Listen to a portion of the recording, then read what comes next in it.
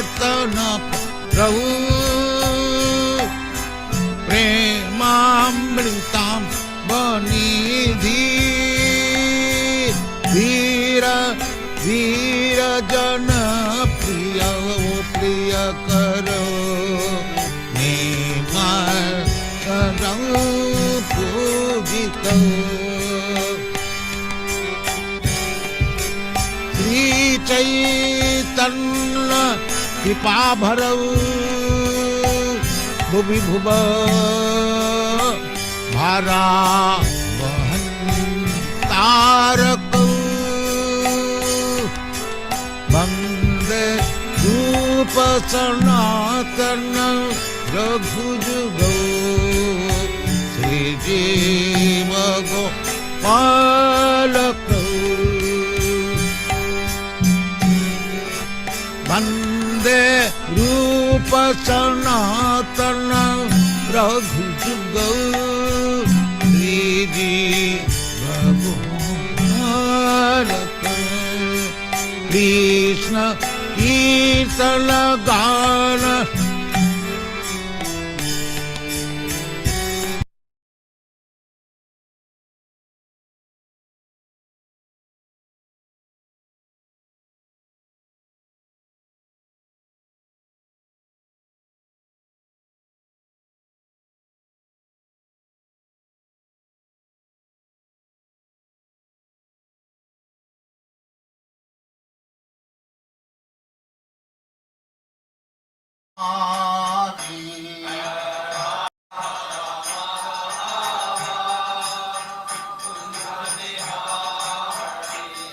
जय राधा माधव कुंज बिहारी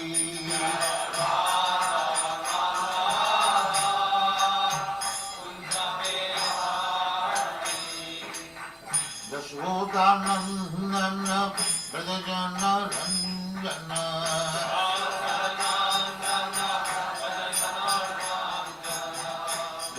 यशोदानंदन ब्रजजन रंजन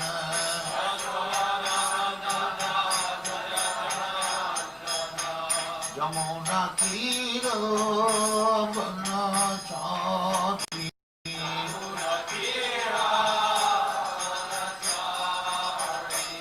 यमुना तीर बनचारी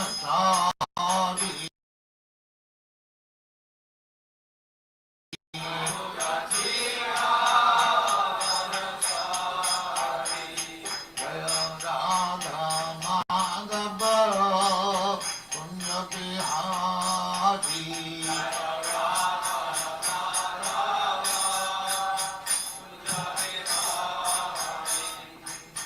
गोपी जन वल्लभ गिरिवरधारी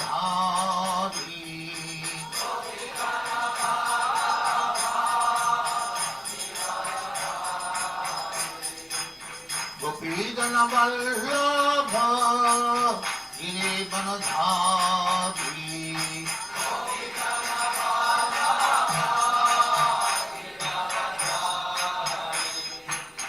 यशोदानंदन ब्रजजन रंजन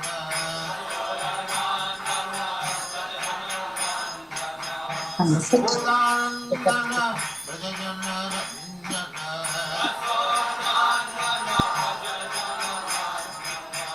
यमुना तीर बनचारी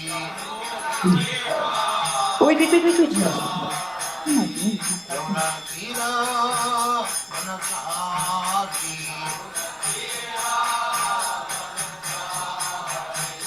जय राधा माधव कुंज बिहारी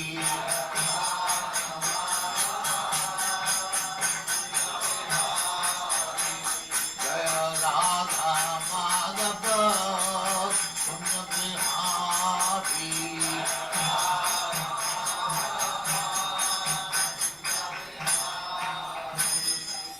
जय मंश परिव्राजकाचार्य जय कांतकोटि वैष्णव जय रामाचार्य श्री हरिदास ठाकुर जय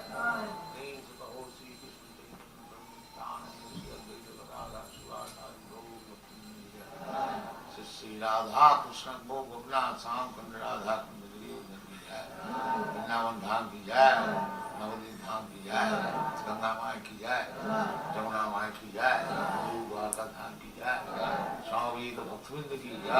all glories to the all glories to the thank you very much.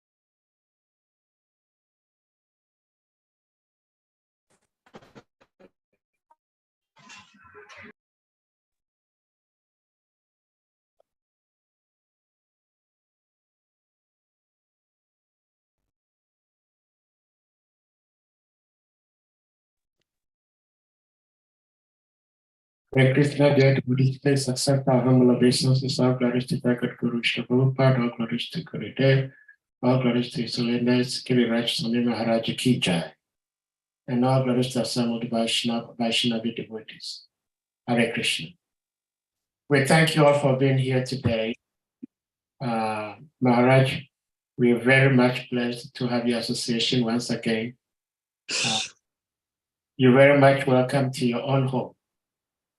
It's kind of a tautology to be welcomed back to your own home. But it's a custom. We welcome you to your home. Hare Krishna, Africa. So, thank you so much, Maharaj. Maharaj, we know you prefer to chant the Mangalacharam. So you may go ahead and then do that. And after that, we'll put the verse on the screen and you may begin to speak. Perfect. Thank you.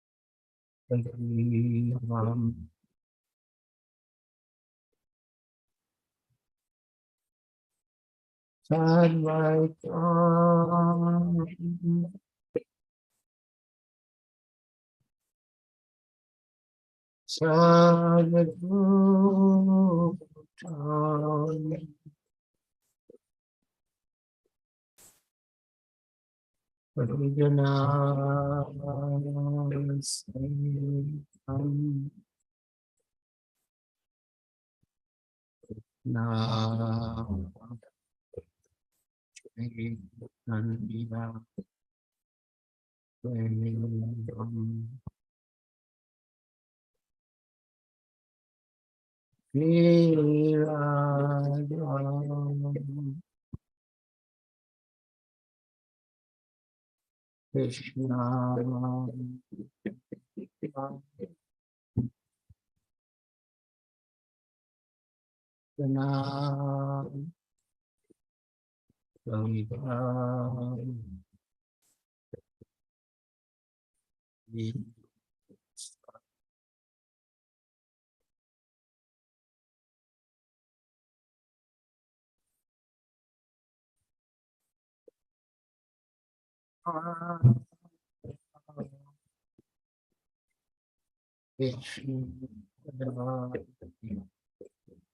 Krishna, Krishna,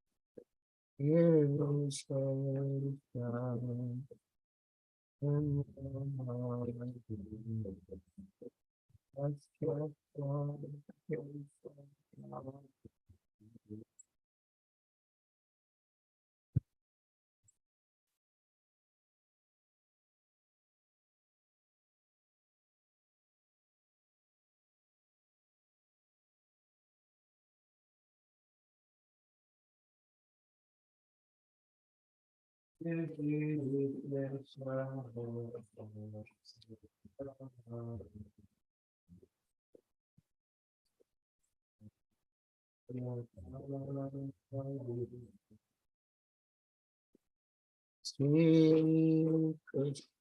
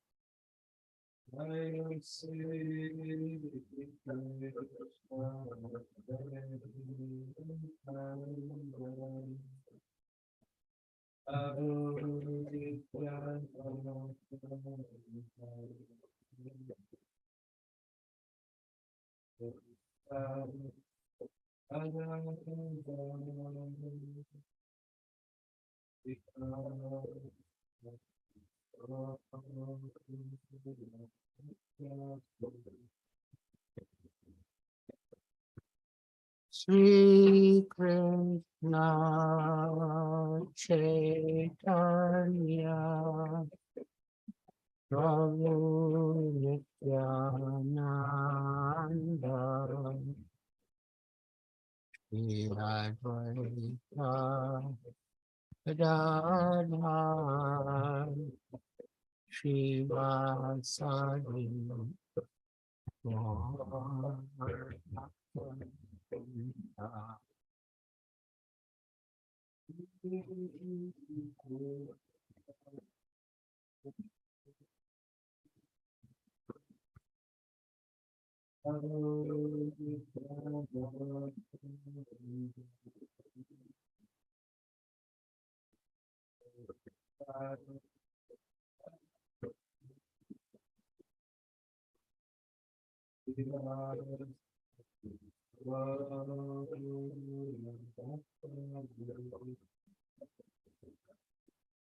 Shri Krishna Chaitanya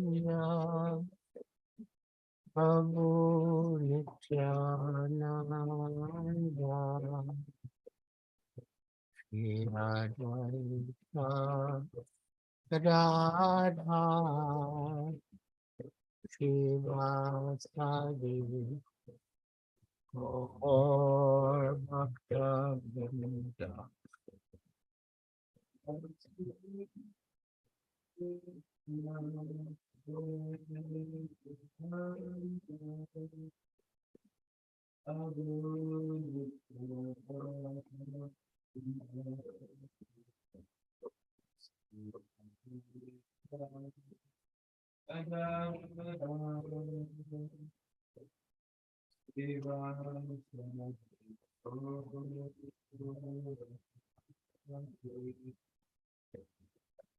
Hare Krishna, Hare Krishna, Krishna Krishna, Hare Hare, Hare Rama, Hare Rama, Rama Rama, Hare Hare.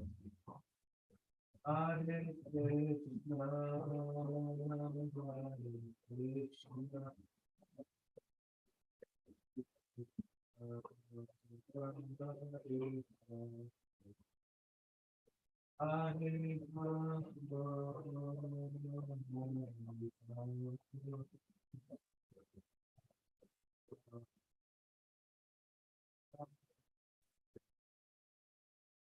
Hare Krishna, Hare Krishna, Krishna Krishna, Hare Hare, Hare Rama, Hare Rama, Rama Rama, Hare Hare. Hare Krishna,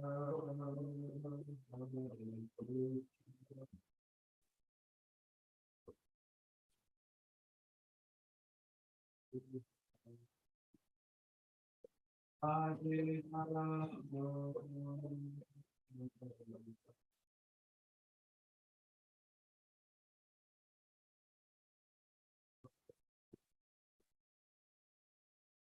Hare Krishna, Hare Krishna, Krishna Krishna, Hare Hare, Hare Rama, Hare Rama, Rama Rama, Hare Hare. Hare Krishna, Hare Krishna, Hare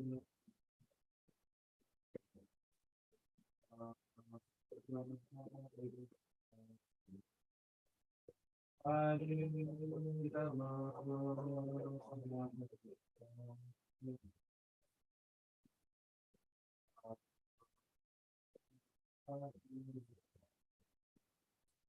Hare Krishna, Hare Krishna, Krishna Krishna, Hare Hare, Hare Rama, Hare Rama, Rama Rama, Hare Hare. Hare Krishna, Hare Krishna,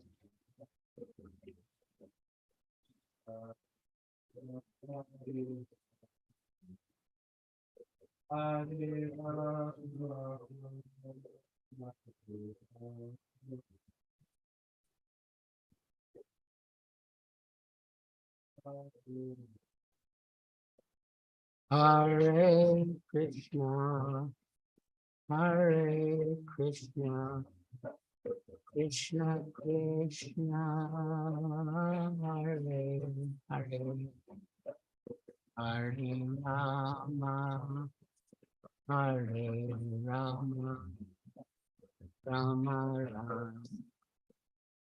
Hare Hare, Hare Krishna, Hare Krishna, Krishna Krishna, Hare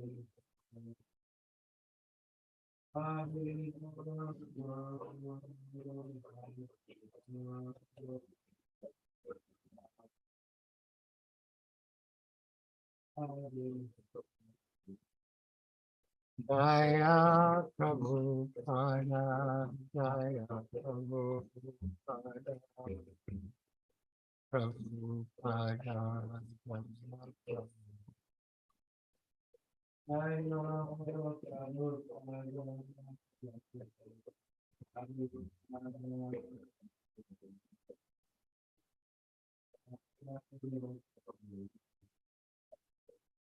Jaya Prabhupada, Prabhupada,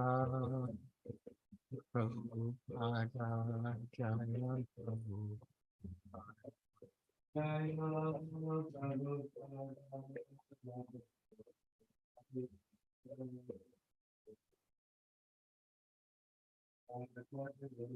Prabhupada. Jaya Guru Deva, Jaya Guru Deva, Guru Deva, Jaya Guru Jaya Guru Deva,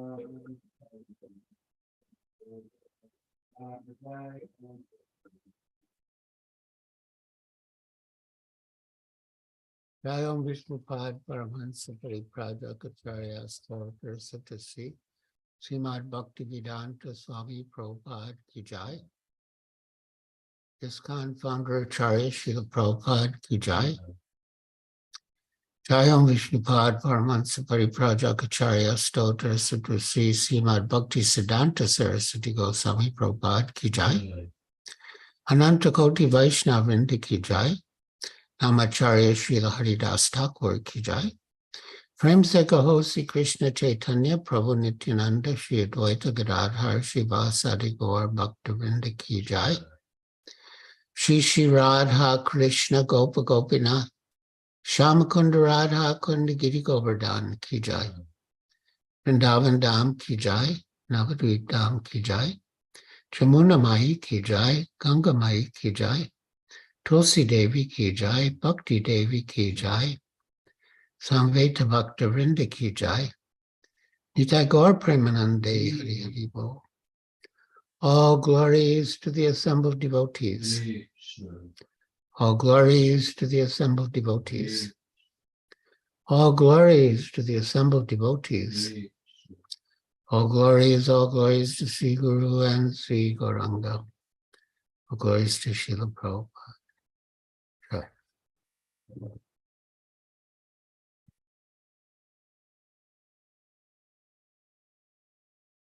So now, my dear devotees, we shall read from SRIMAD BHAGAVATAM, Canto 2, Chapter 6, Purusha Sukta confirmed. Text 1. Om Namo Bhagavate Vasudevaya. Om Namo Bhagavate Vasudevaya. Om Namo Bhagavate Vasudevaya. Please repeat. Brahma Uvacha. There you go. Brahmo Vacha, Vacham Vacham, Vane Vane, Mukam, Mukam, Kshetram, Kshetram, Chandasam, Chandasam, Sapta, Sapta, Datavaha, Datavaha, Havya, Havya, Kavyamritananam, Kavyamritananam, Jiva, Jiva, Sarva, Sarva, Rasaya, Rasasya,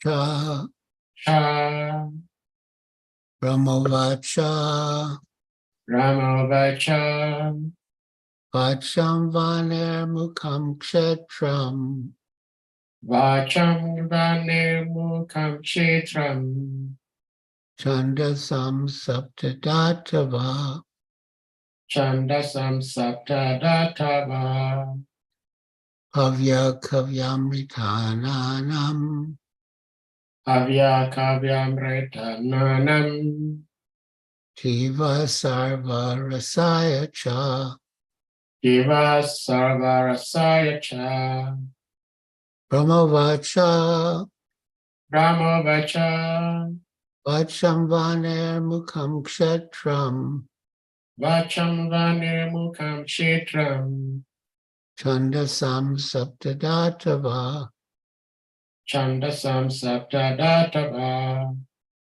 Havya Kavyamritananam, Avya Kavyamritananam, Jiva Sarva Rasaya Cha, Jiva Sarvarasaya Cha, Brahma Uvacha, Brahmavacha, Lord Brahma said, Lord Brahma said, Vacham, Vacham, of the voice, of the voice, Vane, Vane, of fire, of fire, Mukam, Mukam, the mouth, the mouth, Kshetram, Kshetram, the generating center, the generating center, Chandasam, Chandasam, of the Vedic hymns, of the Vedic hymns, such as Gayatri, such as Gayatri, Sapta, Sapta, 7, 7, Datava, Datava, skin and 6 other layers, skin and 6 other layers, Avyakavya, Kavya Kavya, offerings for the demigods and the forefathers, offerings for the demigods and the forefathers, Amrita, Amrita, food for human beings, food for human beings, Ananam, Ananam, of all sorts of foodstuffs, of all sorts of foodstuffs, Jiva, Jiva, the tongue, the tongue, Sarva, Sarva, all, all, Rasasya, Rasasya, of all delicacies, of all delicacies, Cha, Cha, also. also. Translation. Lord Brahma said, the mouth of the Virat Purusha, the universal form of the Lord, is the generating center of the voice, and the controlling deity is fire. His skin and 6 other layers are the generating centers of the Vedic hymns. And his tongue is the productive center of different foodstuffs and delicacies for offering to the demigods, the forefathers, and the general mass of people. Please repeat. Lord Brahma said, Lord Brahma said, the mouth of the Virat Purusha, the mouth of the Virat Purusha, the universal form of the Lord, the universal form of the Lord, is the generating center of the voice. is the generating center of the voice. And the controlling deity is fire. And the controlling deity is fire. His skin and 6 other layers His skin and 6 other layers are the generating centers of the Vedic hymns. are the generating centers of the Vedic hymns. And his tongue And his tongue is the productive center of different foodstuffs and delicacies. is the productive center of different foodstuffs and delicacies For offering to the demigods, for offering to the demigods, the forefathers, forefathers, and the general mass of people. and the general mass of people. Purport by Srila Prabhupada. The opulences of the universal form of the Lord are described herein. It is said that his mouth is the generating center of all kinds of voices, and its controlling deity is the fire demigod. And his skin and other 6 layers of bodily construction are the representative generating centers of the 7 kinds of Vedic hymns, like the Gayatri. Gayatri is the beginning of all Vedic mantras, and it is explained in the 1st volume of SRIMAD BHAGAVATAM. Since the generating centers are the different parts of the universal form of the Lord, and since the form of the Lord is transcendental to the material creation, it is to be understood that the voice, the tongue, the skin, etc., suggests that the Lord, in his transcendental form, is not without them. So, as stated in the Vedanta Sutra, and also at the beginning of SRIMAD BHAGAVATAM, Janmati Asya Yataha,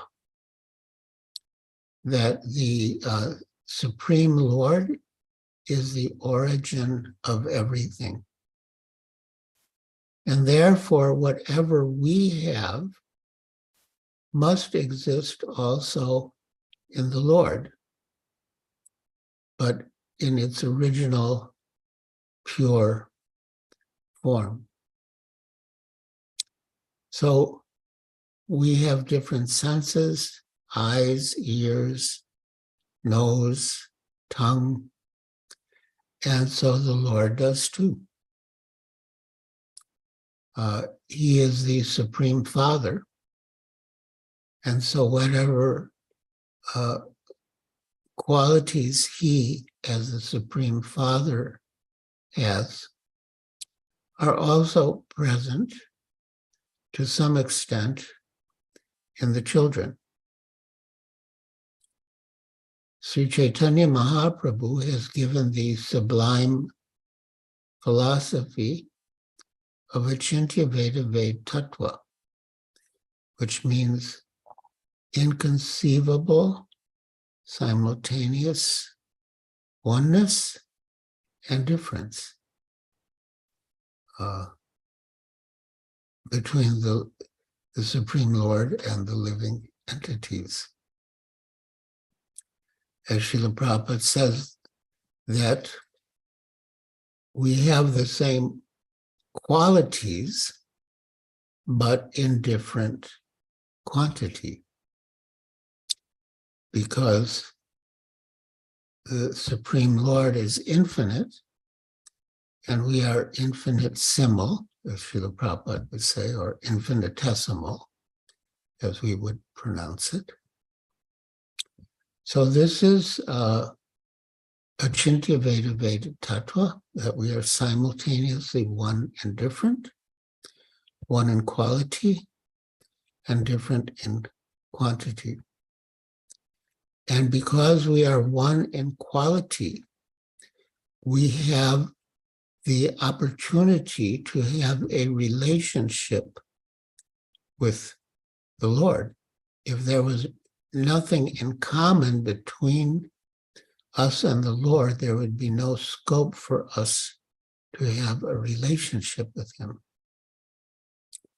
But because he is infinite and we are infinitesimal, the relationship is defined that he is the Lord and we are the servants. And when we enter into our relationship with the Lord, act according to our relationship with the Lord, we become happy and satisfied. Sri Chaitanya Mahaprabhu has stated, Jiver Swarupai Krishnara Nityadas. The constitutional position of the living entity is that he is the eternal servant of Krishna. So when we act in our constitutional position, we become happy and satisfied. And we are liberated.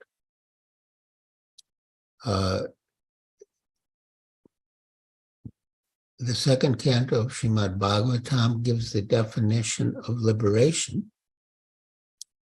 Mukti hitva anyata rupam swarupena vyavastita. So mukti, or liberation, mukti hitva anyata rupam, means that one gives up all other identifications, false identifications with the body. Mukti hitva anyata rupam swarupena vyavastita. And one is situated in one's constitutional position. And what is the constitutional position? Jive Swarupai Krishna Nityadas. We are the eternal servants of Krishna. So Lord Krishna, Sri Chaitanya Mahaprabhu, Srila Prabhupada, the whole parampara have given us this knowledge so that we can act in our constitutional position and be happy and satisfied and liberated. So the Lord is transcendental to the, since the generating centers are the different parts of the universal form of the Lord, and since the form of the Lord is transcendental to material creation, it is to be understood that the voice, the tongue, the skin, etc., suggests that the Lord in his transcendental form is not without them. Yes. That he is the origin of everything, and whatever we have is present in him as well. Achintya Veda Veda Tattva, we are one in quality but different in quantity. The material voice, or the energy of taking in food stuff, is generated originally from the Lord. Such actions are but perverted reflections of the original reservoirs. The transcendental situation is not without spiritual variegatedness. So again, Janmadhyasayataha, whatever exists here also exists in the spiritual world, but in its pure original form. So the transcendental situation is not without spiritual variegatedness. In the spiritual world, all the perverted forms of material variegatedness are fully represented in their original spiritual identity. The only difference is that material activities are contaminated by the three modes of material nature, whereas the potencies in the spiritual world are all pure because they are engaged in the unalloyed, transcendental loving service of the Lord.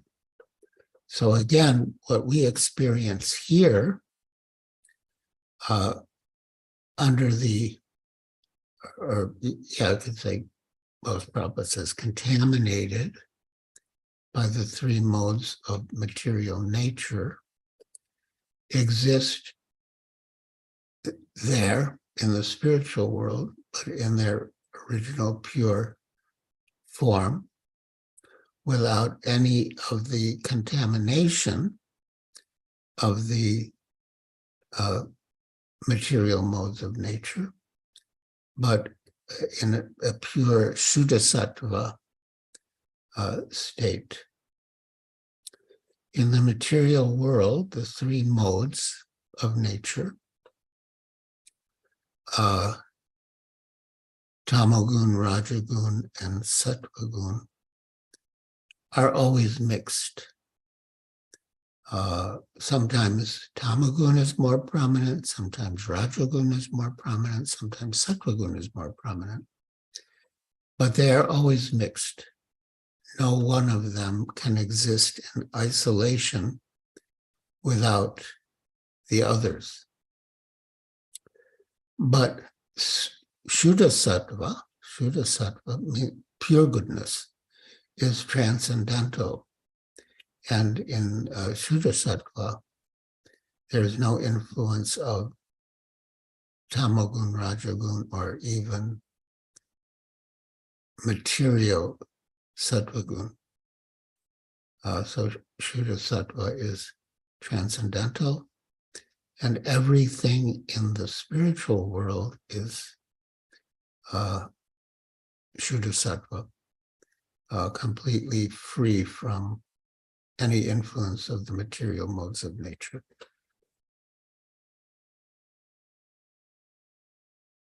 In the spiritual world, the Lord is the sublime enjoyer of everything, and the living entities there are all engaged in his transcendental loving service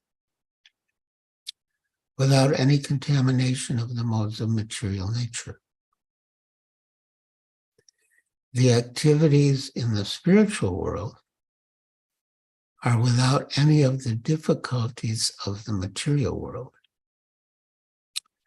But there is no question of impersonal voidness on the spiritual platform, as suggested by the impersonalists. So the impersonalists experience pain and suffering in the material world, and they want to be liberated from all the pain and suffering.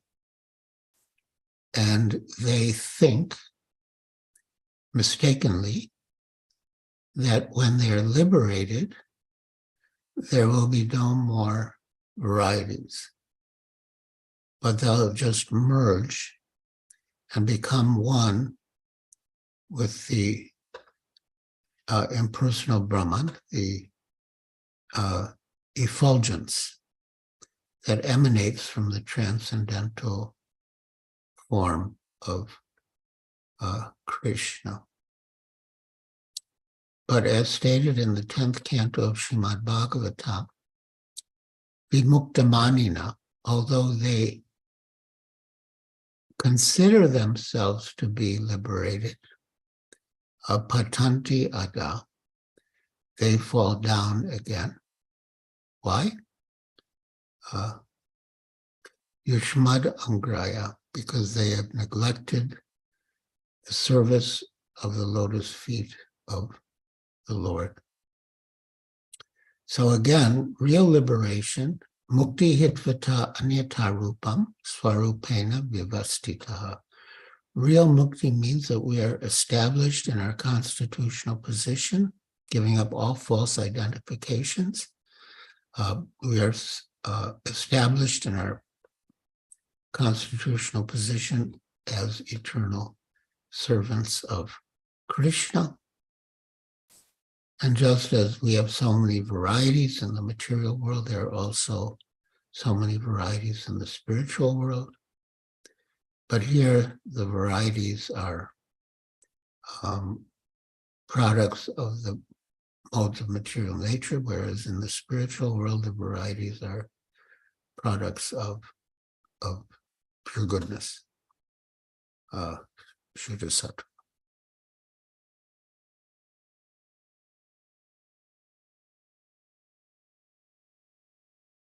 So devotional service is defined in the Narada Pacharatra as follows.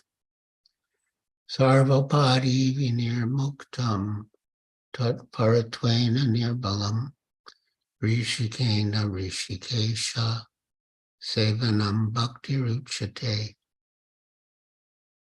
So coming back to the verse, bring it down a little.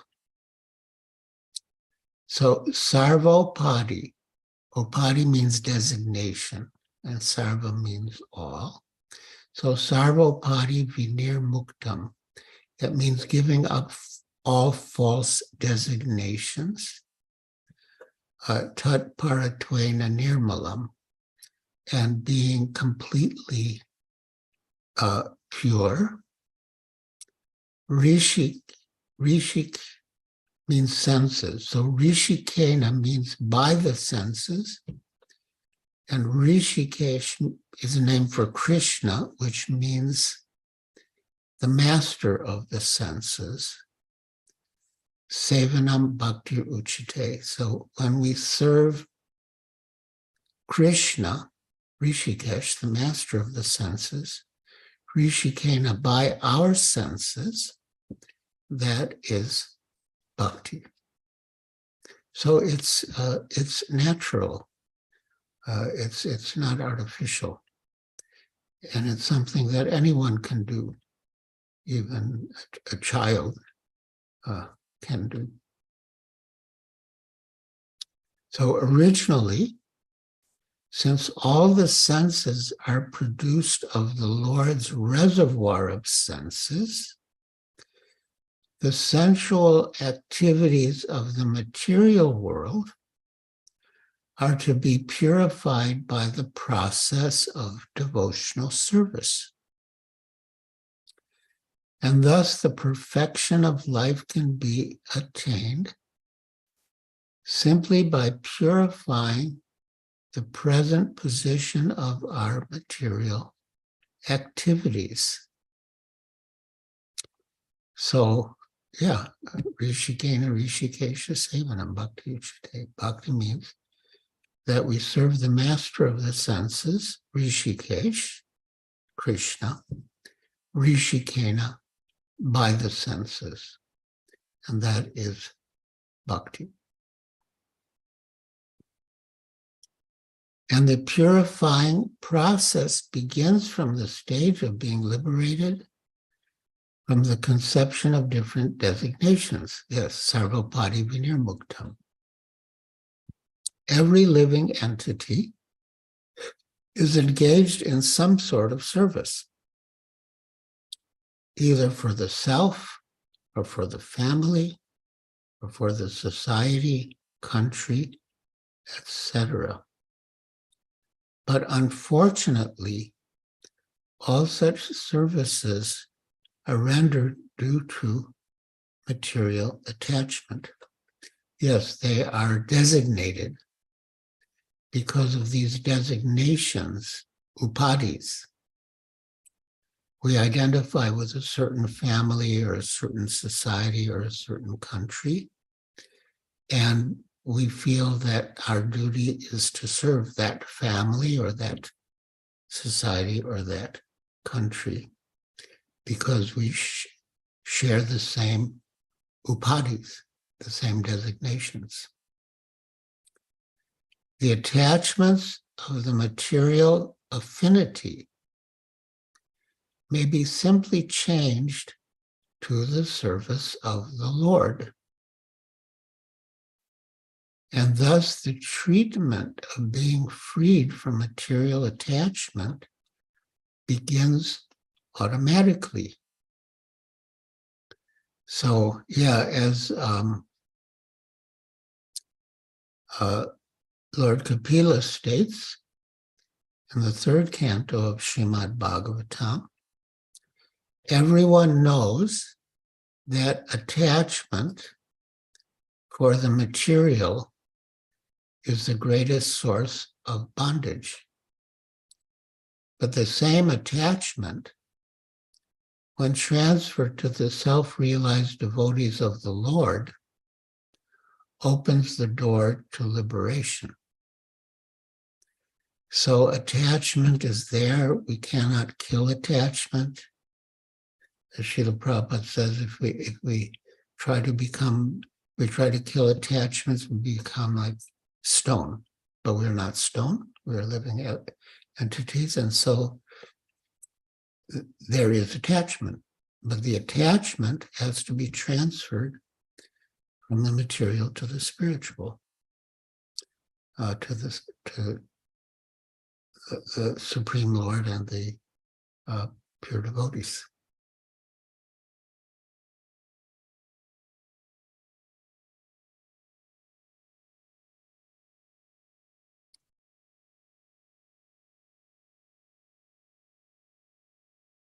The process of liberation is therefore easier through devotional service than by any other methods. For in the Bhagavad Gita 12:5, it is said that one is subject to various kinds of tribulations if one is impersonally attached. Klesho katarastesham avyakta sakta chetasam. So, yeah, I'll read the translation of that verse.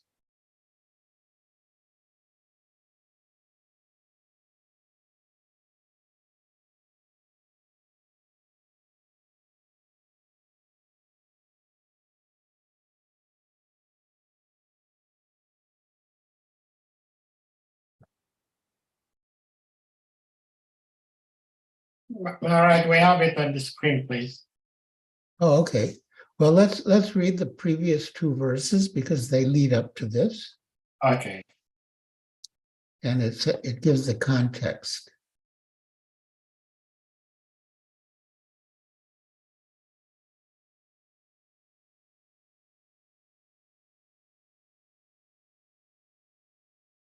Of the earlier verses.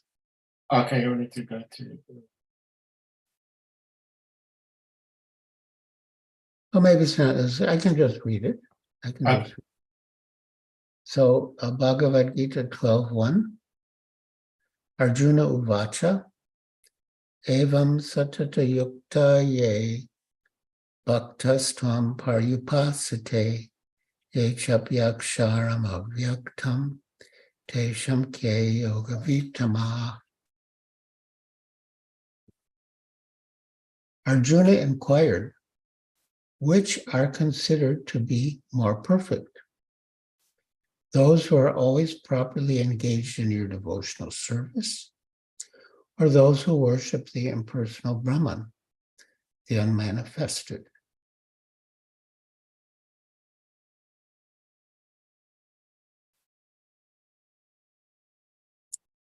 Sri Bhagavan Uvacha Mayaveshya Manoye Mam Nitya Yukta Upasate Shradaya Parayo Petas Te Me Yukta Tamam Mataha. The Supreme Personality of Godhead said, those who fix their minds on my personal form are always engaged in worshiping me with great and transcendental faith.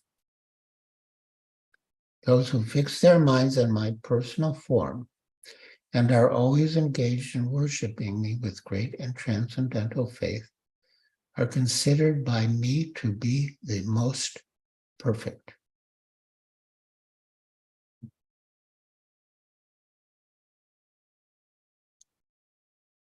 And then, as Srila Prabhupada was quoting, Ye tvaksharam anirdeshyam avyaktam paripasate sarvatra gam achintyam cha kutastam achalam dhruvam saniyam yendriya gramam sarvatra samabodhaya te prapnuvanti mameva sarvabhutya hite rata.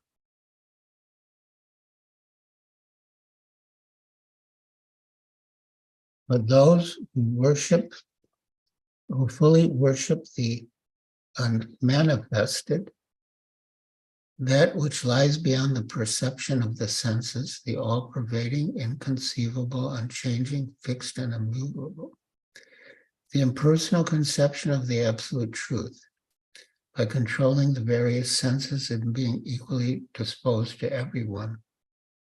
Such persons, engage in the welfare of all, at last achieve me. In other words, not immediately, but eventually. So yeah, next 5 is the one that Srila Prabhupada quoted in the purport. Klesho dikatara stesham avyakta sakta chetasam avyaktahi gatir dukam devadbir avavyabir avapyate. For those whose minds are attached to the unmanifested, impersonal feature of the Supreme, advancement is very troublesome. To make progress in that discipline is always difficult for those who are embodied. I'll just read the beginning of the purport. The group of transcendentalists who follow the path of the inconceivable, unmanifested, impersonal feature of the Supreme Lord are called Jnana Yogis. And persons who are in full Krishna consciousness, engage in devotional service to the Lord, are called Bhakti Yogis. Now here, the difference between Jnana Yoga and Bhakti Yoga is definitely expressed. The process of Jnana Yoga, although ultimately bringing one to the same goal, is very troublesome.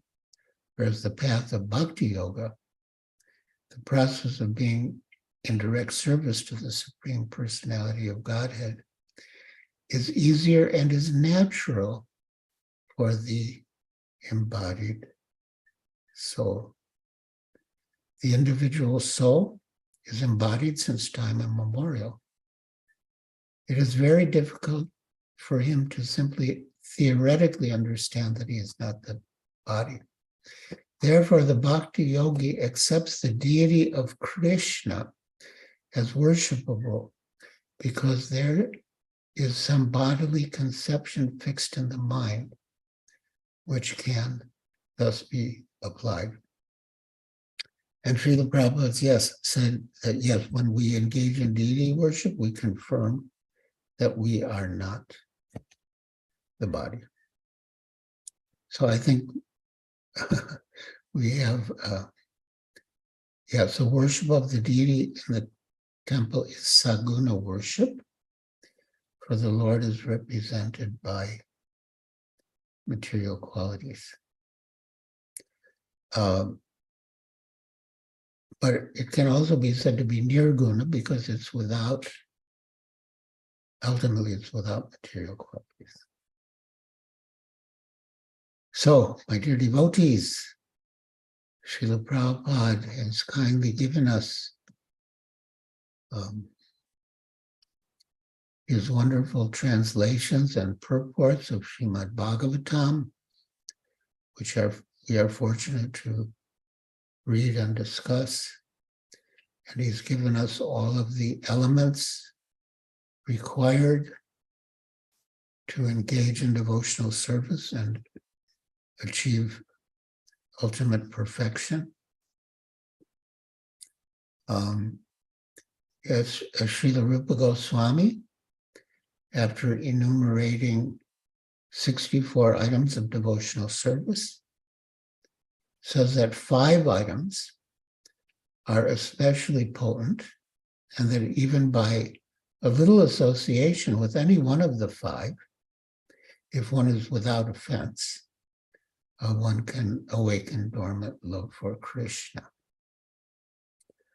And what are the 5? Sadhu Sangha, associating with advanced devotees; Nama Kirtana, chanting the holy names; Bhagavat Shravana, hearing Bhagavad Gita and Srimad Bhagavatam; Mathura Vasa, residing in Mathura or Vrindavan or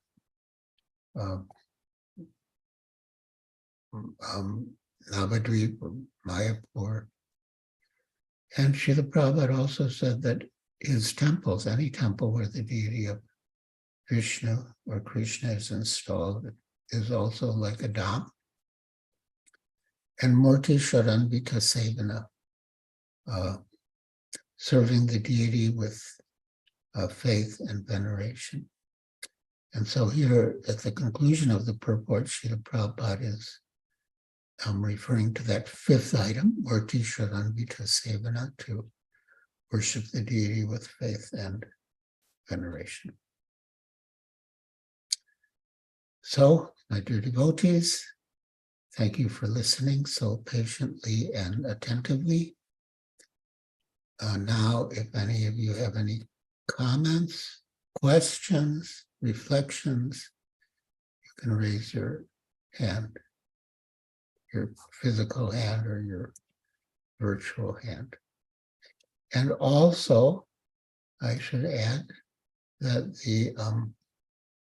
the devotees who are with us on Zoom, as far as possible, you should put on your cameras so we can see your moon-like faces, and it will be a more personal experience. Good. Thank you very much. Hare Krishna. Hi, Hare Krishna. Thank you so much, Maharaj. So, dear devotees, please, if possible, please turn on your cameras, and we would like to see your moonlight faces, like Maharaj said. Manika Devi, please, you may unmute. Hare Krishna. Hare Krishna, Guru Maharaj. Please accept my humble obeisances at your lotus feet. Right. Maharaj, I have a question. Actually, I want to confirm whether my understanding is correct or not. So, Gyan Yoga, it will take its follower to impersonal realization of God. Ashtang Yoga will take the person to Paramatma realization, and Bhakti Yoga will take us to Krishna, the Supreme Personality of Godhead in Goloka, Vrindavan. Is my understanding correct, Maharaj? Yes, absolutely. Okay, I always get confused between Gyan Yoga and Ashtang Yoga. There's so many yogas. Yeah, Yeah. Thank you, Maharaj. yeah, your understanding is correct. And fortunately, you are on the path of Bhakti Yoga. Yes, Maharaj. It's the The easiest topmost and best. yoga. Yes, Maharaj. Thank you so much. Hare Krishna. Hare Krishna. So we got Narottam Das Prabhu, please. You may unmute. Hare Krishna, Guru Maharaj. Please accept my prostrated obeisances. All glories to Srila Prabhupada. Guru Maharaj, my question is that you describe the 5 potent angas of bhakti, and I've heard that the amount of time and energy we spend on devotional service, according to that, Krishna reciprocates. And I feel that in my life, with my job and with other responsibilities, there's only so much I'm able to do of direct devotional service. And even though I understand theoretically that if we think of our work as a service and all of that, then it helps. But practically, I am seeing that it is hard to advance in consciousness when I'm spending so much time at work, not being able to perform direct devotional service and engage in other responsibilities. So how can I still work on my consciousness, work on my spiritual character, and develop attachment to you, to Srila Prabhupada, while being engaged in so many other external things? Well, as Srila Prabhupada explains, purport at the end of the Bhagavad Gita, that one should think that whatever work one is doing has been assigned to him by Krishna. And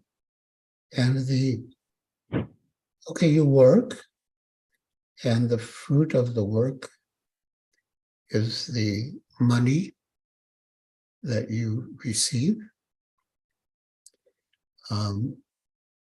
But how is the money used? The money is used to, support your Krishna conscious lifestyle.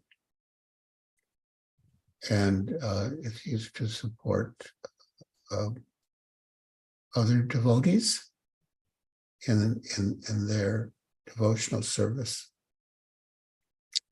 So while you're working, you should be conscious of the connection between the work you're doing and the money that you will be receiving, and service to Lord Krishna.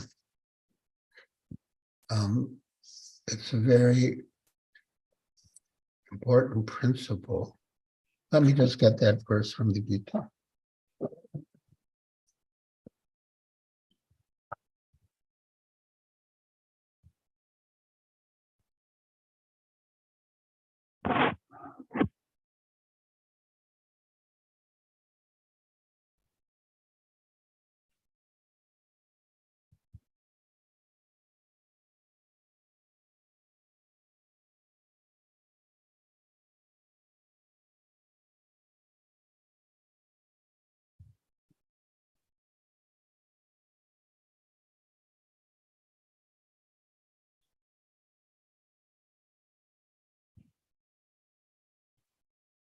Yes, here it is. Text 57. Chaitasa sarvakarmani mai sanyasa para Buddhi yogam upashritya machchitta satatam bhava. This is Bhagavad Gita, chapter 18, text 57. In all activities, just depend upon me. In all activities, just depend upon me and work always under my protection. In such devotional service, be fully conscious of me. Report by Srila Prabhupada. When one acts in Krishna consciousness, he does not act as the master of the world. Just like a servant, one should act fully under the direction of the Supreme Lord. A servant has no individual independence. He acts only on the order of the master. A servant acting on behalf of the Supreme Master is unaffected by profit and loss. He simply discharges his duty faithfully in terms of the order of the Lord.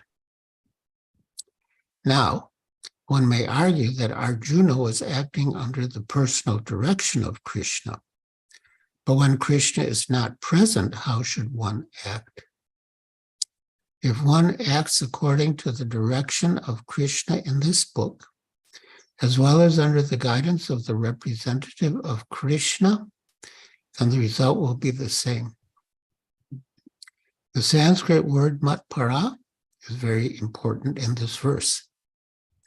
It indicates that one has no goal in life save and except acting in Krishna consciousness just to satisfy Krishna. And while working in that way, one should think of Krishna only. Quote, I have been appointed to discharge this particular duty by Krishna.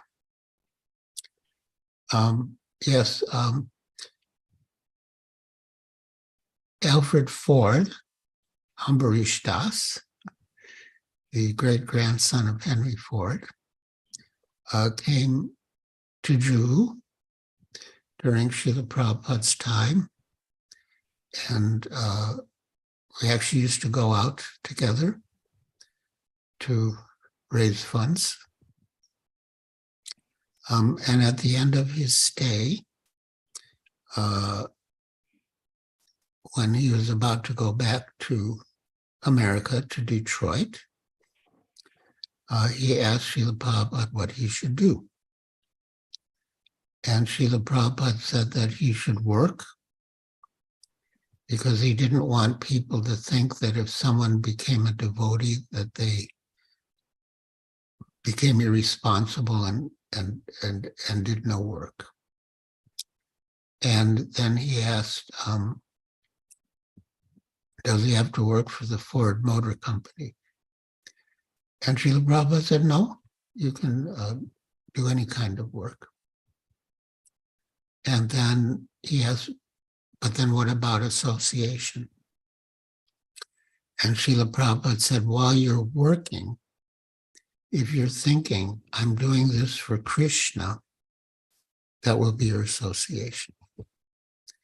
So that should be your mood when you do your work. Hare Krishna, thank you so much, Maharaj.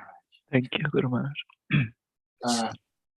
I know we have 3 hands up, but Maharaj, I would like to chip in this. Narottam Prabhu, thank you so much for your question.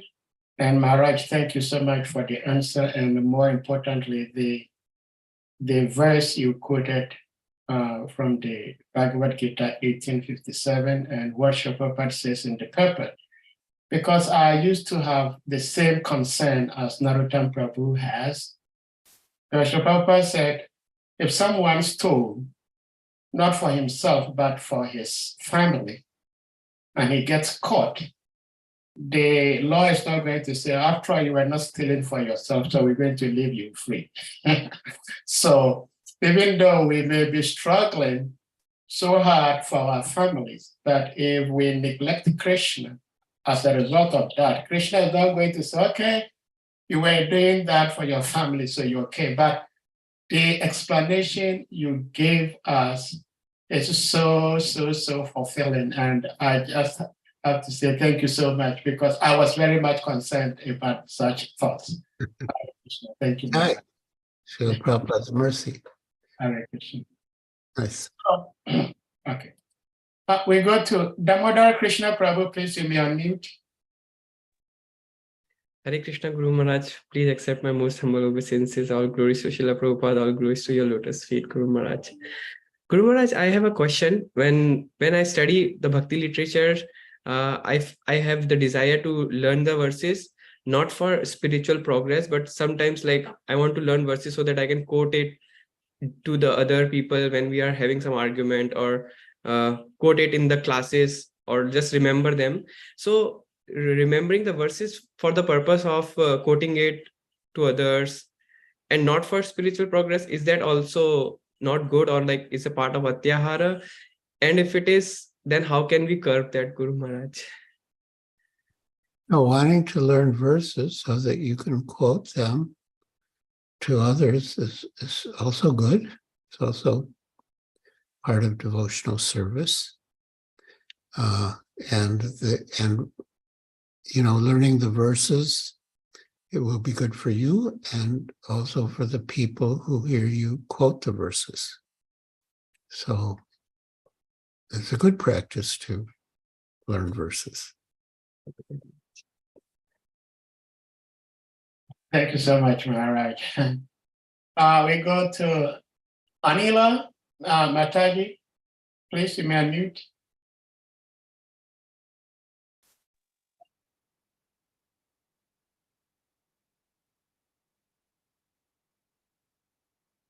Yeah, you may go ahead, please.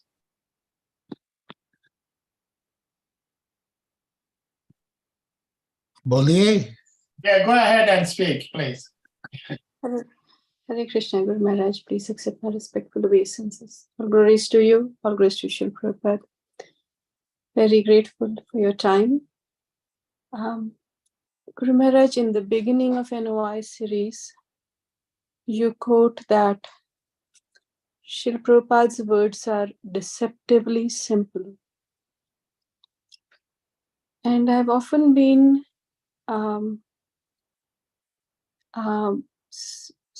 sort of intrigued by this term you use. And although I understand to some extent, because on the first reading, you feel like, yes, maybe I qualify as a devotee, but the deeper you go, the more you understand, you feel like, no, he's referring to some advanced stages, which is far away. So how? You are muted, Anila Devi, please. Check your mic. Good. Sorry, how do we keep reading and try to understand and still feel hopeful and, continue to grow? Well, I mean, Srila Prabhupada has given us instructions in his books that pretty much anyone can apply. And,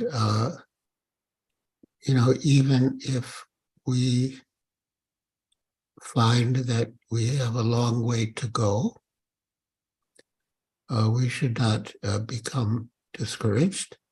As they say, the longest journey begins with the first step. And in one beautiful purport in the Nectar of Instruction, Upadeshamrita, Srila Prabhupada says that devotional service is so pure and perfect that once having begun, one is forcibly dragged to ultimate success. So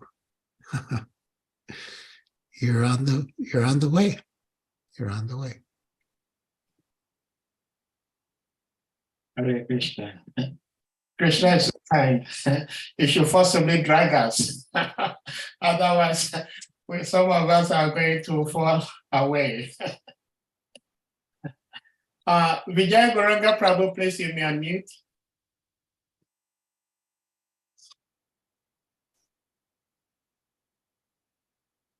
Hare Krishna, can you hear? Yes, Yeah. we can. Hare Krishna Maharaj, please accept my humble obeisances. All glories to Srila Prabhupada, all glories to your service. Cannot see you. Yeah, you can see me? No. I don't know how to, I'm not good at this. All right, you may just go ahead and speak. Yeah. Yeah. I'm not good at technology, that much. It's okay. Okay, I just had a quick question actually. We are just discussing about the Gyanis and Bhakta Yogis. So the purpose of Jnana leads to know what Bhakti is. So the purpose of Jnana is the Bhakti itself. So if the person does not know the purpose of Jnana or the Bhakti, then what kind of person is that person considered as a Jnani? Because it's still a Jnani, because the purpose of Jnana is to know the Supreme Personality of Godhead. So how can we define that person as a Jnani? Well, yes, a Jnani, if a Jnani really has Jnana, then he'll become a Bhakta. As Krishna says in the Bhagavad Gita, Bahonam Janmanam Ante Jnanavamam Prapadyate Vasudeva Sarvamiti Samahatma Sudurlabha. Bahonam Janmanam Ante, after many lifetimes of acquiring knowledge, Bahonam Janmanam Ante, Jnanavam Mam Prapadyante, one who actually is in knowledge surrenders to Krishna, knowing him to be the supreme cause of all causes. Samahatma Sudurlabha, such a great soul is very rare.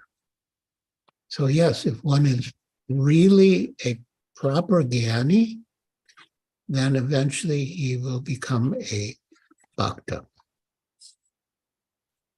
Yeah.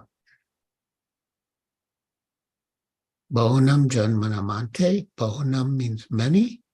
Janmanam means repeated births and deaths. Ante means after.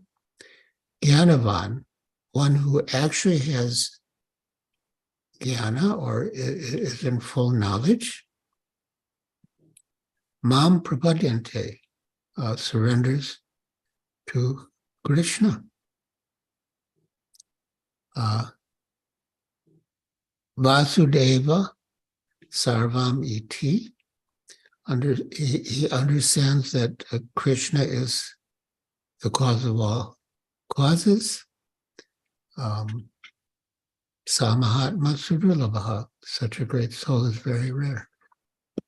So yes, if one is really a proper Jnani, then he will become a Bhakta.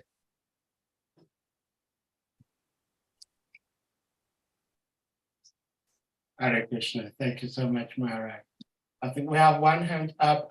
Padmaksha Prabhu, please give me unmute. Hare Krishna, Guru Maharaj. Dandavad Pranam. Please accept my humble obeisances. Hare All glories Krishna. to Srila Prabhupada. Hare Krishna. Thanks for this wonderful class, Guru Maharaj. This Srimad Bhagavatam verse, it's mentioned that all our material activities will be simply purified when we actually dedicate it to the devotional service, like devotional activities. It can become to devotional activities. But when you are having kids, we might have to do so many material activities which are not at all related to the devotional service. Those we cannot even transform into the devotional activities also. So how can we actually see those material activities that we may do for the kids where there's no sort of any devotional services involved? Well, I mean, you want your child to be Krishna conscious. It's a part of your responsibility as a parent to see that your children do not have to take birth again. And yeah, of course, you have to take care of their material necessities. But the ultimate goal is that they should become devotees and go back home, back to Godhead, and not take birth again. And so in that sense, your work and the service you do for the children is also part of devotional service. Yeah. Thank you, Maharaj. Hare Krishna. Thank you, all devotees, for your patience, your participation, and your attentiveness. Maharaj, I have one quick question, and I'm not very intellectual. So what I like most in Krishna consciousness is stories. When I hear What? about Wait, what do you like best in Krishna consciousness? Oh, stories. stories, okay. I like stories and prasadam, of course. But in Gita Nagari, we have a small group of devotees that we study Srila Prabhupada's Lilamrita. Nice.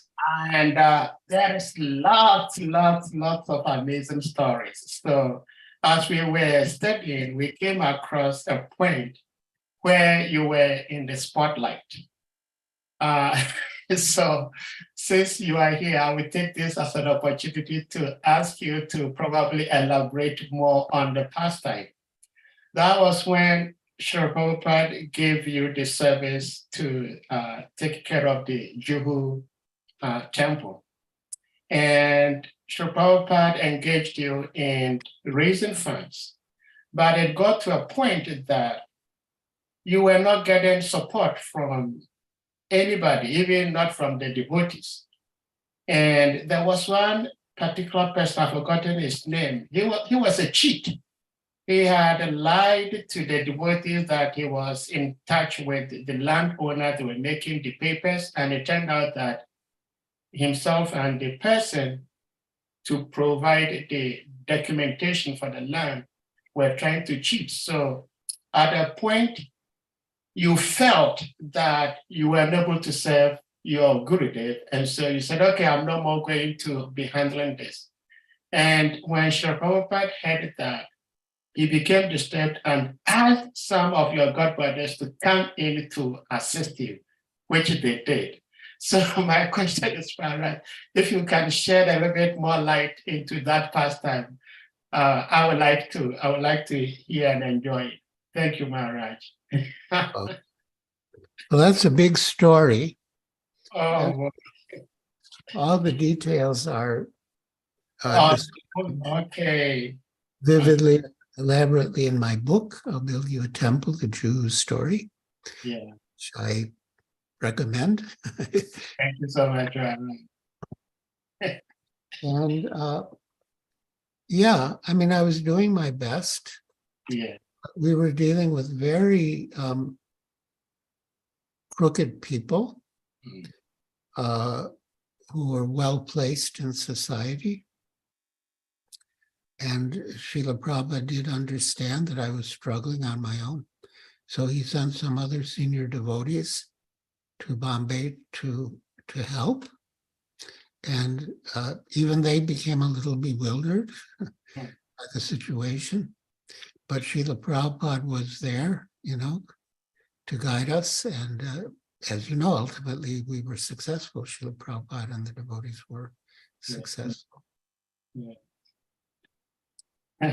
Thank you so much, Maharaj. So the way this, everyone should try to get this book, How Build Your Temple.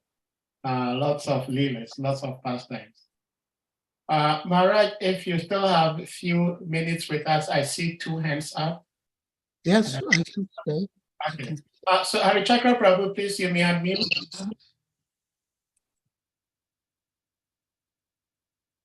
Yeah, Hare Krishna Maharaj, please accept my humble obeisances at the dust of your feet. All glories to you and all glories to Srila Prabhupada. Thank you for your class. And it's like part of the question I'm going to ask you. You partially answered the question somehow when one of the devotees asked you about the impersonalism thing. But I still need a little bit clarification. My question is, during the class, you quoted some Bhagavad Gita verses where Krishna was saying that the Jnani, even though it's difficult, but gradually the Jnani will also come to the level of devotional service.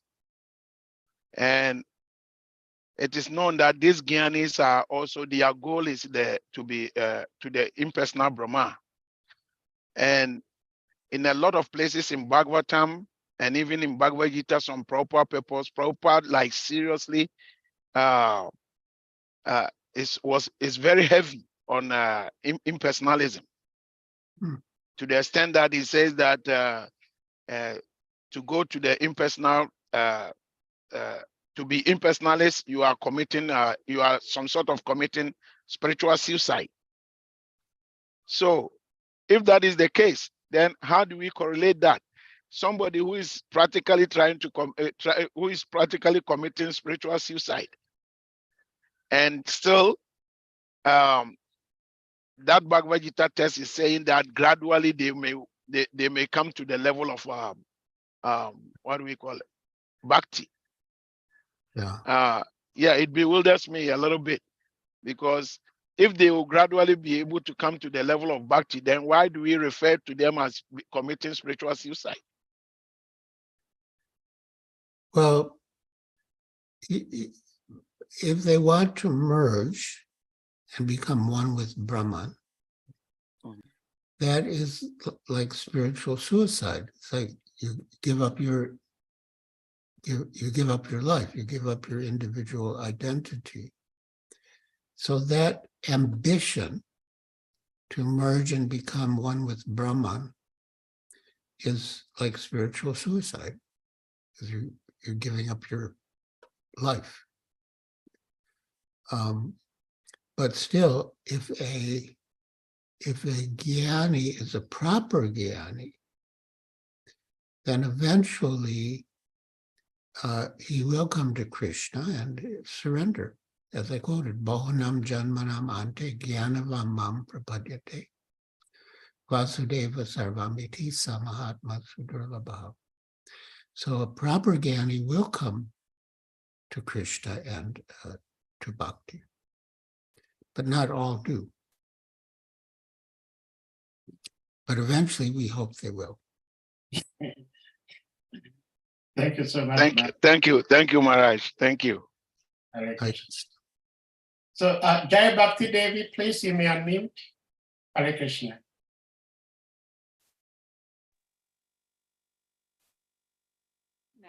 Devotees, Jai Maharaj, please accept my humble obeisances at your lotus feet. Jai Srila Prabhupada.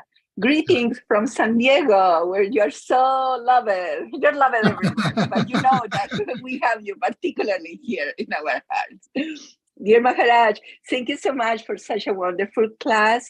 I have a specific question that has a little bit of a context. The question is, which limbs of yoga, of Bhakti Yoga, of course, would you recommend that we share the most with the general public? Obviously, we focus a lot on chanting, but my doubts come from hearing and reading what Srila Prabhupada was doing at his time, that it looks like he was really going much further, like distributing deities and doing things that maybe we would think that is not the most recommended, like for everyone. So is this something that we need to look as Srila Prabhupada's own power or what he wanted his devotees at that time to do? Or should we also follow up at our current times? And specifically coming from you, which limbs of yoga would you recommend us to share with everyone? The 5 principles, at least, is it possible to explain and recommend? Please enlighten us on this topic. Thank you so much. Okay, nice. Yeah, well, the 5 most potent items are Sadhu Sangha, Namakirtana, Bhagavat Shravana, Utharavasa, and Murti Sharanvrita Sevana. And, but I would say in general, Namakirtana, the chanting of the holy names, is the process that we should emphasize the most. But then from whom will they hear the holy names? From devotees. So Sadhu Sangha is also automatically there, along with Nama Kirtana. So I would say those would be the 2 most important in the beginning. But then, I mean, Bhagavat Shravana, hearing Bhagavad Gita and SRIMAD Bhagavatam is also very important. But if they associate with devotees and chant the holy names, then they can come to the stage where they also want to hear or read Bhagavad Gita and SRIMAD Bhagavatam. And then they'll be really well situated in devotional service. Thank you so much, Maharaj. I have one quick announcement to make devotees. Maharaj, there is one senior god brother of mine here. He's in this Sangha. It's called Govinda Prabhu. He's my senior god brother. And I must confess that some time ago, when we were both in our mother country, West Africa, Ghana, I didn't like him at all. And I didn't like him for this particular reason, that because he's still a senior devotee, he's senior to me. So he created some sort of monopolistic service to our Gurudev, that he always was serving our Gurudev and nobody else had any opportunity to serve the Guru. So for that reason, I didn't like him. But later on, I realized the importance of serving the Guru personally, directly. So he was doing the right thing. But today happens to be his appearance day. So we humbly, it's amazing, almost every time I write, you bless us with your presence here. Somebody will be in a very, very dire need of your blessings, and somehow they get it.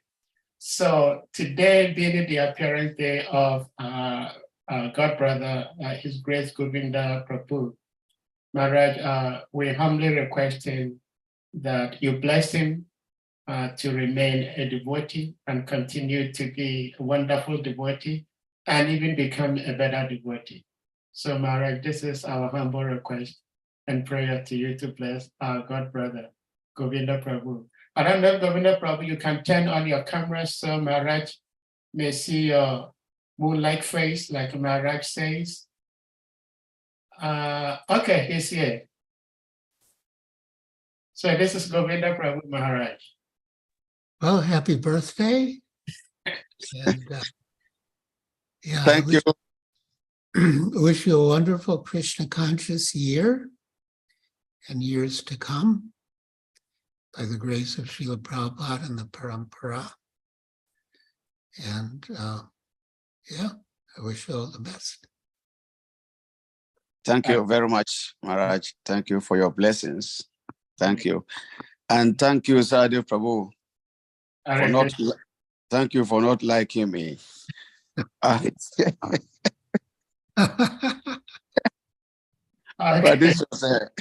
this was a transcendental dislike. So I think it was a very good dislike. Okay, thank you. Seriously. Yeah, thank you very much, Sadhu Prabhu. Maharaj, please, I have one question. If you still have time, like 2 minutes or so to answer the question for me. Yes, go ahead, please. Maharaj is here. Okay. Yeah. So, Maharaj, please accept my humble obeisances. All glories to you and all glories to your service to Srila Prabhupada. Thank you. My question is about you quoting Bhagavad Gita, where Krishna says, Bahunam Janmanam Ante Janavam Mam Prapadante Vasudeva Sarvam Ete Sar Mahatma Sudulaba. That after many births and deaths, he who is actually in knowledge, he surrenders unto me, knowing me to be the supreme percent of God, the Vasudeva, and such great souls are very rare. He quoted this verse to support that the Gyanis, after many births, if they are actually Gyanis, then they will come to the level of bhaktas. They will become bhaktas. They will become devotees that they will surrender to Vasudeva Krishna. So when we say, when Krishna says, surrender to me, he also said the same thing, Sarvadamam Parite Jamame Kamsa Namraja. He says, surrender to me. And this quote also says, they will surrender to me. So he's still emphasizing on this point of surrender. And there are many places that this surrendering points is coming out by Krishna and also the revealed acharyas.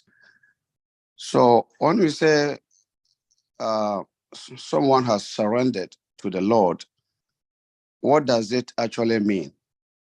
I'm asking this because everybody feels he surrendered. All the other religious denominations, they all think that they have surrendered to the Lord because they believe in him, they worship him, they adore him. So in their minds, they think they have surrendered to the Lord.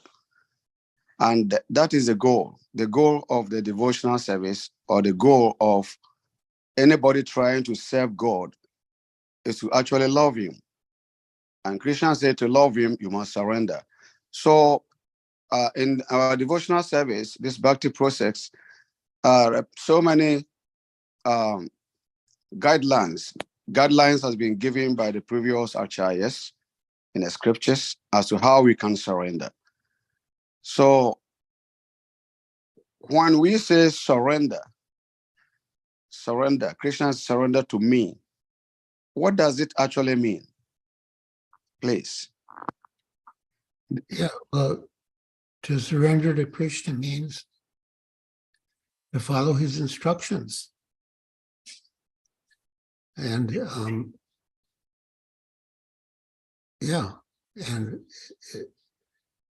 it means in our case to follow the process of bhakti yoga, as it has been explained to us by Srila Rupa Goswami and Srila Prabhupada in the Nectar of Devotion, which Srila Prabhupada called the complete science of bhakti yoga.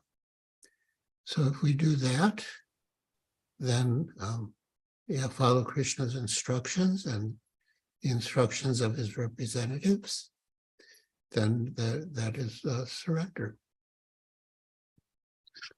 As far as other religious traditions, they you know, to surrender to God, you have to know who God is and what he wants. And so it's a question in the other religious traditions to what extent they know who God is and what he wants.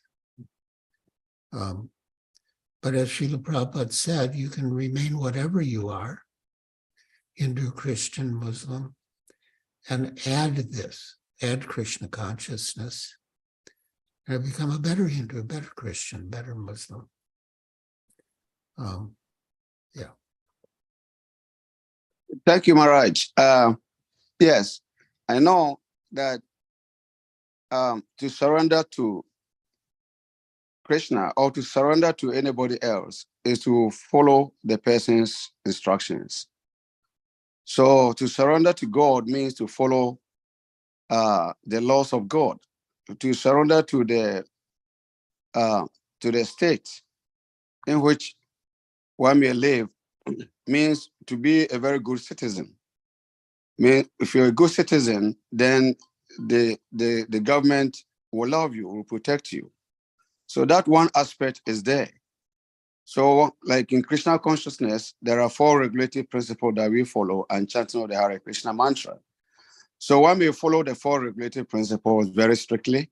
One may be chanting his 16 rounds unfailingly. But anytime there is any adverse situation, like, you know, I want things to go this way for me, and it has turned this way, then I become morose, I become disturbed. Why not this by that? All these situations, you know, material circumstances may come, and we always fall prey into those things. You become disturbed, you become morose, you know, like, you know, someone may lose his job. And no, Krishna says, I'm the cause of all causes. We attribute it that Krishna has made me lost my job. And if so, then why am I disturbed? But I'll become disturbed. Like I lost my children. Somebody has died in my family. I'm disturbed. There are so many disturbances that goes along with the truth, with, you know, one attempt to follow the instructions of Krishna. So that the surrender actually comes with all these things, that whatever comes, one should remain steady and not be disturbed. And if we don't have that understanding and we are not practicing that, can we still call ourselves as a surrendered souls to the Lord? Well, yes, ideally, we should remain fixed in Krishna consciousness in all circumstances. But there was once a very interesting conversation between Srila Prabhupada and the editor of a weekly newspaper in Mauritius. And the editor raised the question that Arjuna heard the Bhagavad Gita from Krishna. And he said that he understood the Bhagavad Gita from Krishna. But when he heard that his son was killed, he was ready to enter into the fire. So that newspaper editor said, isn't it ridiculous that he received the knowledge and he was going to act in such a contrary way? But Srila Prabhupada replied that no. Yeah, he said temporarily Arjuna might have been affected. He said that's natural. Anyone will be affected. But still, Arjuna did not give up his duty. He did not leave the war field and give up his duty. And Srila Prabhupada said that was his victory. So, yeah, we might be affected by these temporary circumstances. As Srila Prabhupada said, that's natural. But still, if we don't give up our duty, even in the face of the reverses, that is our victory. Right. All right. Thank you. This is this is perfect question. Thank you, Maharaj. Thank you. So, dear devotees, we would like to bring this Sangha to a close, but before we do that, we have a very, very short video that we'd like to play for you. After that, we will chant Hare Krishna Maha Mantra to express our appreciation to Maharaj. So please don't leave yet. Hang on for a couple more minutes, please. And please, if you've already unmuted, please mute yourself so that we hear the content of the video, please. Hare Krishna.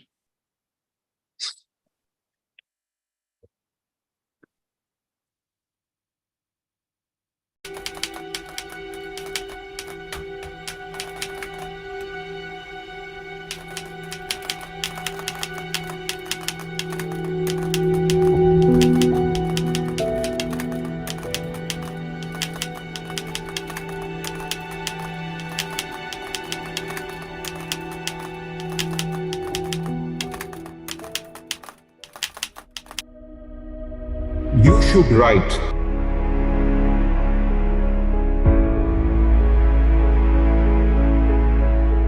This is your first business.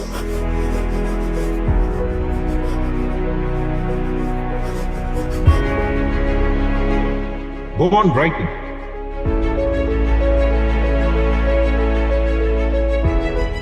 This instruction was given to His Holiness GIRIRAJ Swami personally by His Divine Grace Srila Prabhupada in 1971 and repeated over the years.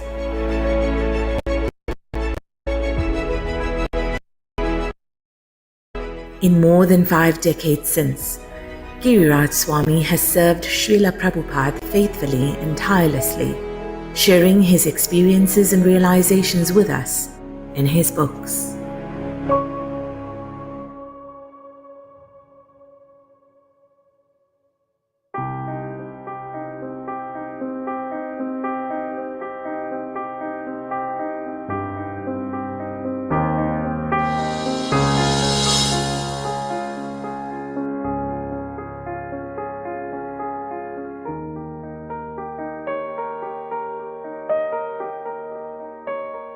Have you ever wondered how service to God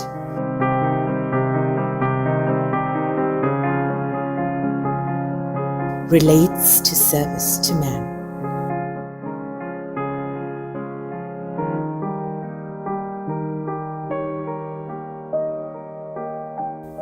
What was Srila Prabhupada's vision that led people around the world to chant Krishna's names? Hare Krishna, Hare Krishna, Krishna Krishna, Hare Hare,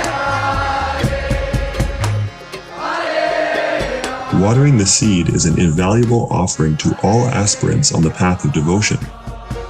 With many wonderful personal exchanges between Srila Prabhupada and his dear disciple, GIRIRAJ Swami kindly shares his realizations with the honesty, wisdom, and humility for which he is known and loved.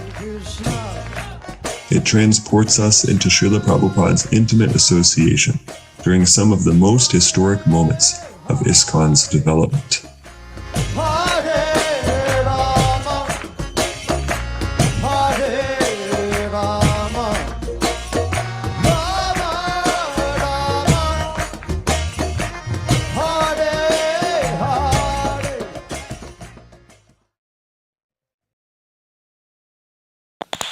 It's like in the sky there is one moon only, and there are millions of stars.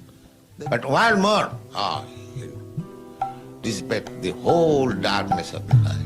Similarly, at least those who have taken to Krishna consciousness, each of you become a moon and a light to the world. Oh hey Vaishnava Guru, Yara Saguru, Yadase Guru. Oh, have I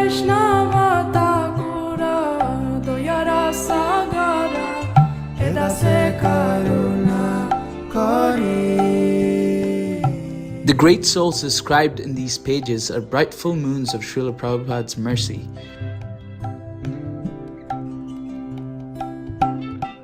Their lives are living instructions, their activities chandrakas, cooling, illuminating moonbeams of Vaishnava sharing, teaching, and realization.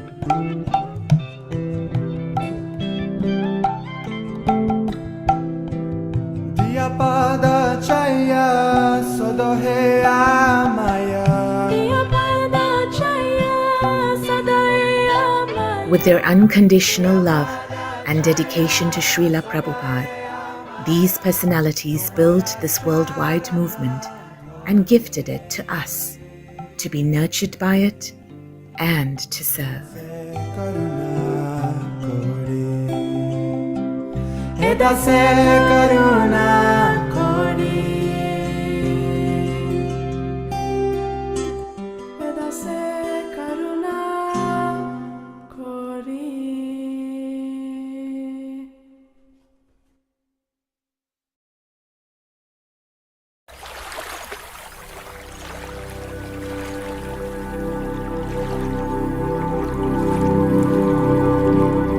An exclusive treatise on one's last days of life.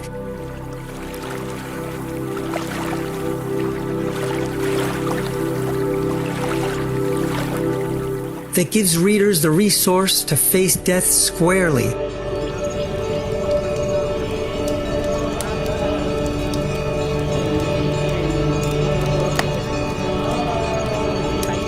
And deal successfully with that often fearful and painful, but also saving moment.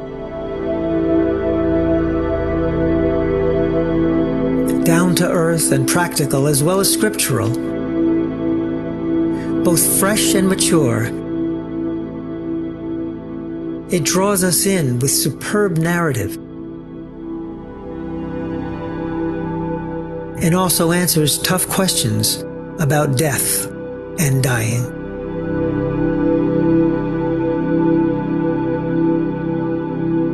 Drawing from both spiritual leaders and experts in the field of hospice and palliative medicine, life's final exam has universal application.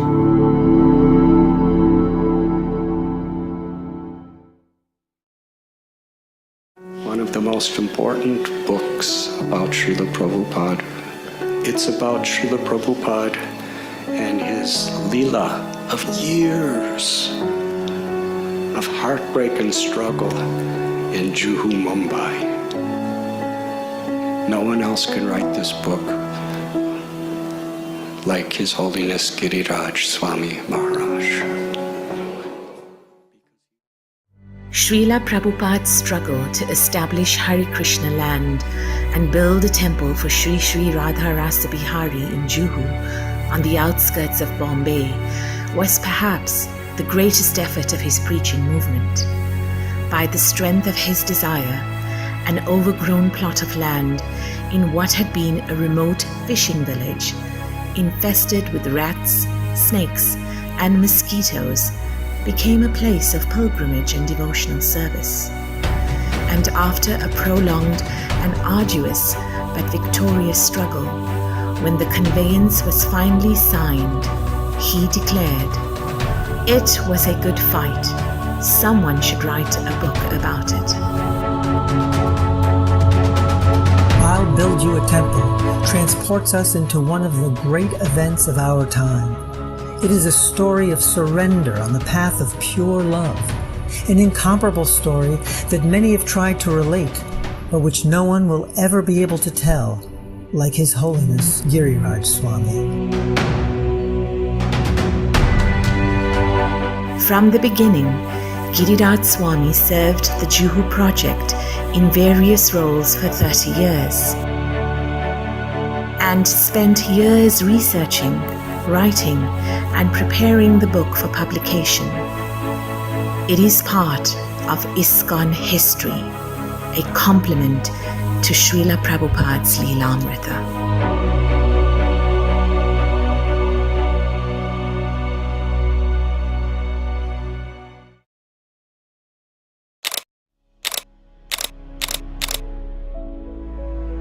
This book is a page turner to the highest degree. Once you begin, you just can't put it down. In 1971, Srila Prabhupada directed young Giriraj Brahmachari, "You should write. This is your first business," an instruction he repeated over the years. Now, 52 years after Srila Prabhupada's order, and following both His Divine Grace's instruction that one may temporarily suspend the order of the spiritual master, but one should never neglect it, and his example that just like my Guru Maharaj gave me the order to write, though I have no time, I am always thinking of his order, and when the opportunity arises, I will take it up again. Giriraj Swami has written his 5th book, Dancing White Elephants.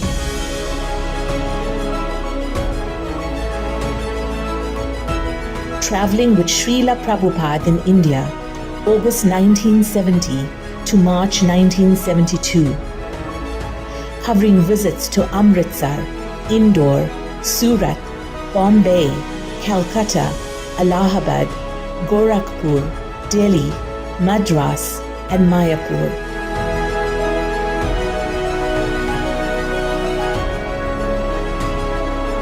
In some 400 pages of text and 17 images, Dancing White Elephants, with the foreword by Malati Dasi, who was present for most of the adventures, will captivate the minds and hearts of readers and increase their attachment to and love for Srila Prabhupada and his white elephants, his disciples who helped him in his mission.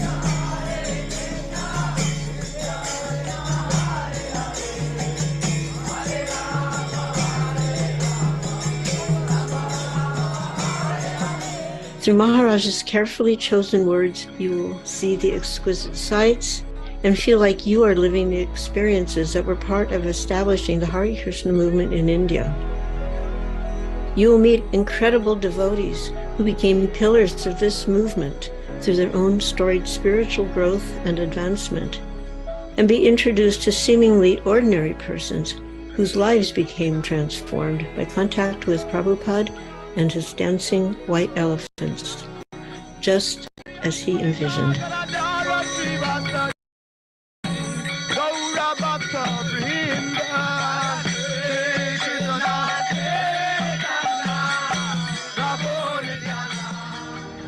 Vandeham Sri Guru Sri Juta Padakamalam Sri Gurum Vaishnava Vangsha Sri Rupam Sagraja.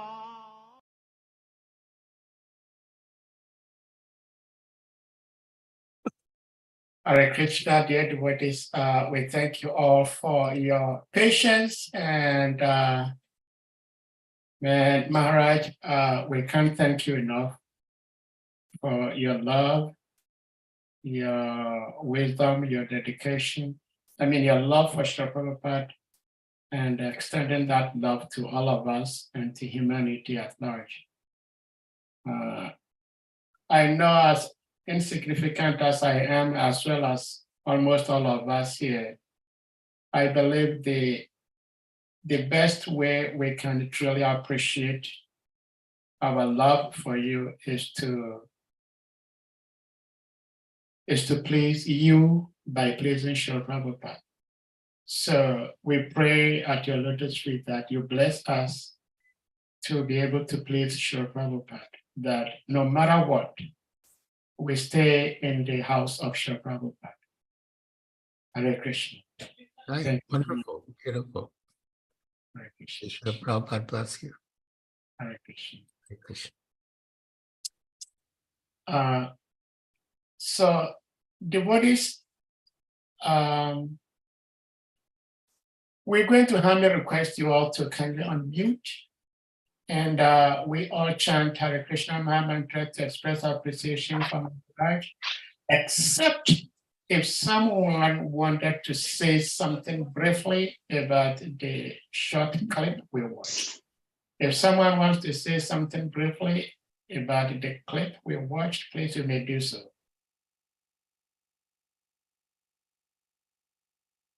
All right, Jai Bhakti Devi, please unmute.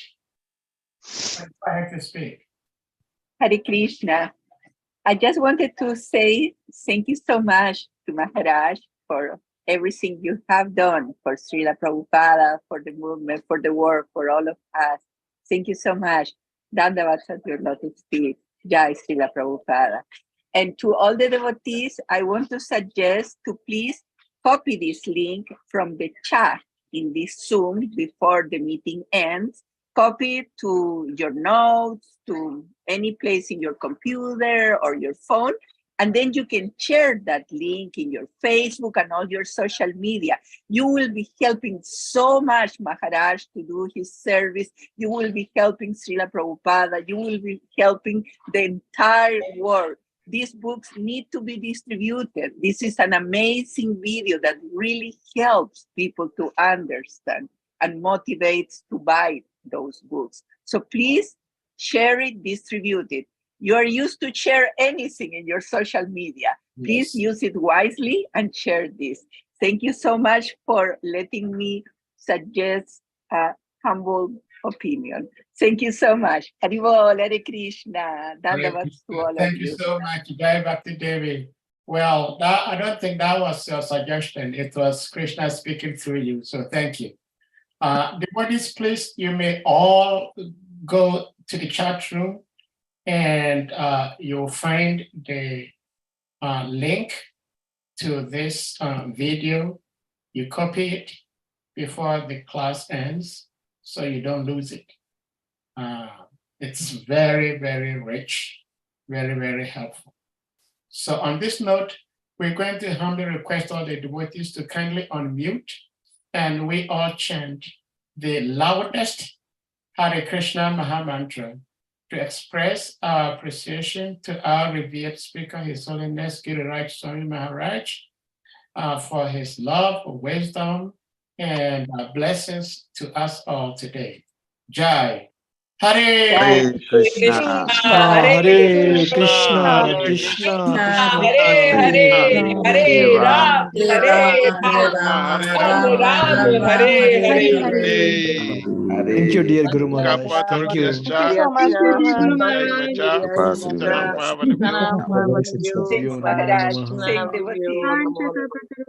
Thank you so much, Guru Maharaj, for giving us Srila Prabhupada. Thank you so much, Guru. All glories to His Holiness GIRIRAJ Swami Maharaj Ki Jai. Jai. Thank you, both. Hari Hari World.